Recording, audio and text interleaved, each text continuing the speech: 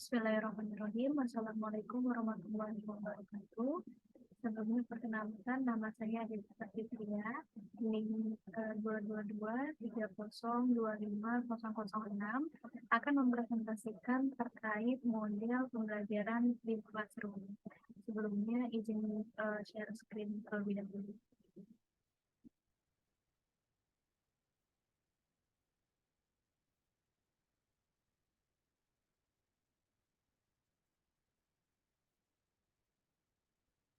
Baik, yang pertama saya akan memulai terkait presentasi model pembelajaran Flipped Classroom, di mana pembahasan kali ini yaitu yang pertama tentang konsep pembelajaran Flipped Classroom, kemudian langkah-langkah model pembelajaran Flipped Classroom, keunggulan dan kekurangan model pembelajaran Flipped Classroom, implementasi model pembelajaran Flipped Classroom, faktor yang mempengaruhi keberhasilan pembelajaran Flipped Classroom, dan yang terakhir yaitu manfaat model pembelajaran Flipped Classroom.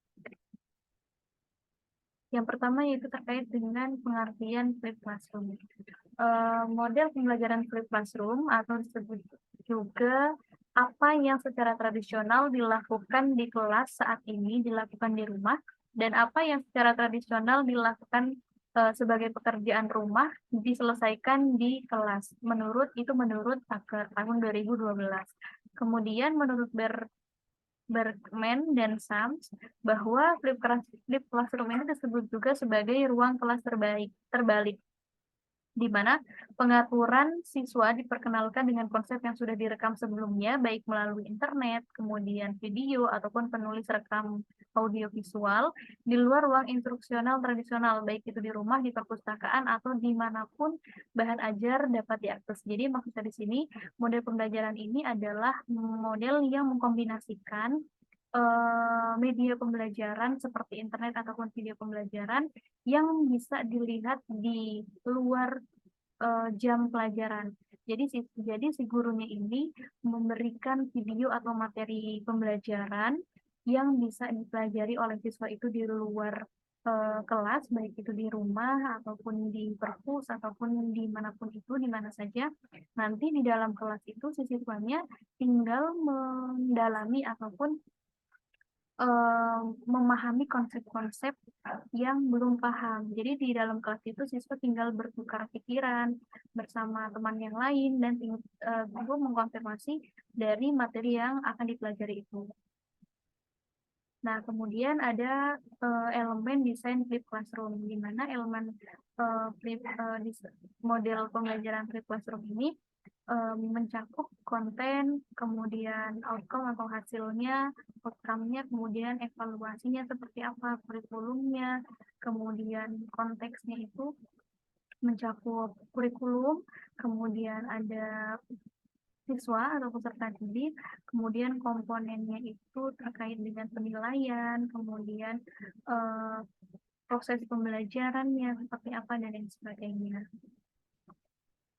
Kemudian untuk langkah-langkah model Flipped Classroom itu terbagi jadi dua tipe. Ada yang namanya pembelajaran tradisional Flipped Classroom sama peer instruction Flipped Classroom.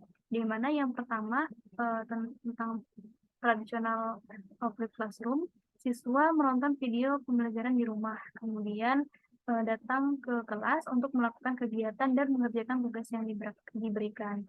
Setelah itu menerapkan kemampuan siswa dalam proyek dan stimulasi lain di dalam kelas. Setelah proses pembelajaran itu, si guru mengukur pemahaman siswa yang dilakukan di kelas saat akhir bab materi pembelajaran. Kemudian yang kedua itu ada pembelajaran peer instruction Flipped Classroom, di mana berawal dari siswa menonton video pembelajaran di rumah, kemudian dilakukan tes soal pertama yang mengajarkan konsep. Ketika dalam kelas itu langsung dikasih tes terkait dengan materi atau video yang sudah mereka lihat. Kemudian siswa saling beradu pendapat terkait jawaban tes soal mereka dan menerapkan pembelajaran untuk menguatkan konsep. Nah, berikutnya siswa dikasih soal lagi nih. dikasih soal, tes soal kedua yang mengajarkan konsep. Jadi yang pertama itu untuk menguatkan konsep, yang berikutnya soal tes berikutnya itu untuk mengajarkan konsep. Nah, setelah itu diajarkan oleh guru, kemudian dilakukan pengukuran pemahaman siswa yang dilakukan di kelas saat akhir bab mata pelajaran. Nah, berikutnya yaitu keunggulan model flipped classroom.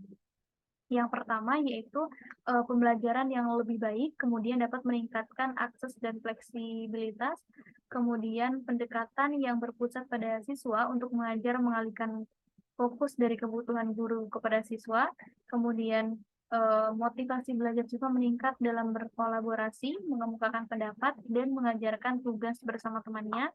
Kemudian siswa dapat mempelajari kembali atau belajar secara mandiri apabila tidak dapat hadir di kelas. Sedangkan guru dapat lebih leluasa meninjau dan mengupdate rencana pembelajaran yang telah dilakukan. Jadi eh, salah satu keunggulannya ini kan tadi sebelumnya siswa itu dikasih video pembelajaran terlebih dahulu. Jadi dengan memberikan video pembelajaran ataupun materi pembelajaran di luar kelas, si siswanya ini bisa belajar lebih mandiri. Seperti itu. Jadi walaupun nanti dia misalkan tidak masuk sekolah, dia tetap bisa belajar dari video ataupun materi pembelajaran yang telah diberikan oleh si guru. Kemudian yang terakhir itu komunikasi antar guru dan siswa dapat terjalin lebih baik. Berikutnya yaitu kekurangan dari model flipped classroom. Menurut Siller, kekurangan model pembelajaran flipped classroom yang pertama adalah siswa yang baru mengenal metode ini butuh adaptasi karena belajar mandiri di rumah. Kemudian konsekuensinya mereka tidak siap dengan pembelajaran aktif di dalam kelas. Kemudian solusinya dengan cara memberikan kuis, salah satunya seperti kuis online atau kuis langsung di dalam kelas. Kemudian selain itu bisa memberikan PR atau pekerjaan rumah untuk referensi informasi. Kemudian pekerjaan rumah atau materi pembelajaran yang diberikan di rumah itu harus disesuaikan dengan hati-hati untuk mempersiapkan mereka pada kegiatan di kelas. Berikutnya itu membuat bahan ajar yang berkualitas, yang bagus itu cukup sulit. Berikutnya, kekurangan model pembelajaran kelas flipped classroom menurut Abdullah Hamid. Yang pertama, tidak semua pendidik atau peserta didik mempunyai alat teknologi untuk mengakses konten secara online. Tuh. Kemudian, jika dikatakan semua pendidik atau peserta didik memiliki alat teknologi, namun hal itu tidak menjamin kelancaran proses pembelajaran flipped classroom. Nah, tidak semua peserta didik merasa nyaman belajar di depan alat teknologi seperti laptop ataupun komputer karena setiap siswa itu kan mereka punya karakteristik masing-masing. Jadi kemungkinan tidak semua siswa itu suka ataupun nyaman belajar di depan layar seperti ini. Kemudian model flipped classroom ini menuntut kemandirian peserta didik melalui keyword atau gambaran singkat tentang materi yang akan dipelajari. Kemudian satu hal yang menjadi kunci utama keberhasilan model flipped learning itu adalah stabilitas jaringan internet. Karena setiap peserta didik kan berada di daerah rumahnya berada di daerah yang berbeda-beda dan kemungkinan stabilitas jaringannya pun berbeda-beda. Jadi kemungkinan ini bisa menjadi salah satu alasan terbesar apa diterapkannya model pembelajaran flipped classroom ini. Kemudian faktor-faktor yang mempengaruhi keberhasilan model flipped classroom ini yaitu pertama persiapan materi yang baik, kemudian pemilihan metode dan alat pembelajaran yang sesuai, kemudian ketersediaan dan aksesibilitas sumber daya, dukungan dan komunikasi antar guru dan siswa, kemudian keterlibatan siswa, evaluasi dan umpan balik, kemudian manajemen waktu yang efektif, dan dukungan orang tua yang paling penting. Kemudian manfaat dari penerapan model flipped classroom ini menurut Bergman dan Sams, itu yang pertama peserta didik mendapatkan bantuan untuk topik yang sulit untuk dikuasai. Karena siswa dikasih kesempatan untuk belajar terlebih dahulu terkait materi yang dipelajari, nanti penguatannya atau penerapan konsepnya itu bakal dilakukan di dalam kelas. Kemudian meningkatkan interaksi guru peserta didik, guru antar guru dan peserta didik. Kemudian meningkatkan memungkinkan untuk melakukan diferensiasi. Jadi tadi meningkatkan interaksi guru sama peserta didik karena ketika di dalam kelas itu peserta didik sama guru atau peserta didik sama peserta didik yang lain itu tinggal mengkonfirmasi atau bertukar ide, pikiran terkait konsep-konsep atau materi yang sudah mereka pelajari di rumah seperti itu. Kemudian mengakomodasi berbagai gaya belajar, menciptakan suasana belajar yang kondusif saat berlatih dari pembelajaran tradisional, beralih dari pembelajaran tradisional, kemudian peserta didik belajar dengan kecepatan masing-masing, tidak harus melakukan flip classroom dalam seluruh materi. Jadi, tidak semua materi itu harus menggunakan model pembelajaran flip classroom.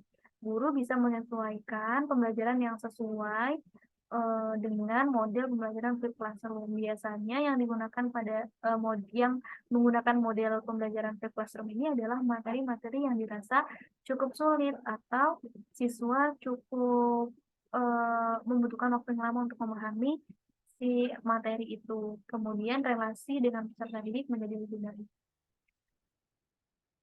Berikutnya yaitu implementasi model flip classroom pada pelajaran IPA. Ini ada beberapa langkah yang harus diikuti. Yang pertama persiapan materi pra-pembelajaran, kemudian akses materi pembelajaran, kemudian diskusi dan kolaborasi kelompok, aktivitas praktik, pemantauan dan umpan balik, kemudian evaluasi akhir, dan kolaborasi dengan orang tua. Baik, mungkin cukup sekian yang dapat saya sampaikan. Mohon maaf apabila ada kesalahan. Jika teman-teman ada yang ingin bertanya terkait model pembelajaran flip classroom, bisa menuliskan pertanyaan di kolom komentar di kelas.